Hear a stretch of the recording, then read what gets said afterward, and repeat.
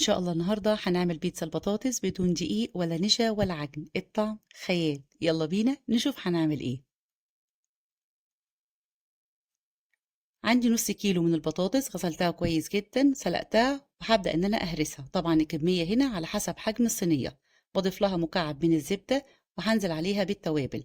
عندي معلقة كبيرة من الملح، معلقة صغيرة من الفلفل الأسمر والثوم البودرة والزعتر، وأي توابل بتحبيها استخدميها. هابدأ إن أنا أقلّبها، وأمّا آجي أضغط عليها بالاقيها بتتشكِّل معايا على هيئة كرة متماسكة بالشكل ده، طبعًا بدون إضافة دقيق ولا نشا، لإن إحنا عارفين إن البطاطس فيها نشا. هاجيب مكعب من الزبدة وهامسحه كويس جدًا بالشكل دوّة، وهانزل بالبطاطس أفردها وعلى الأطراف. طبعًا هاجهّز الفرن على درجة حرارة 180. أخدت بالضبط ربع ساعة لغاية لمّا الأطراف بتاعتها احمرت بالشكل دوّة. هابدأ أنزل بالحشوة.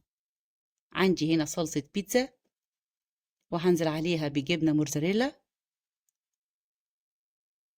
أنا هاستخدم هنا السلامي، ممكن تستخدمي أي حشوة بتحبيها استخدميها، وشوية من الفلفل والزيتون، وهاديها رشة حلوة جدا بالزعتر، بتديها ريحة حلوة قوي. هدخلها تحت الشواية يا دوبك الجبنة معايا تبدأ إن هي لونها يتغير ويسيح، وادي شكلها بعد ما طلع.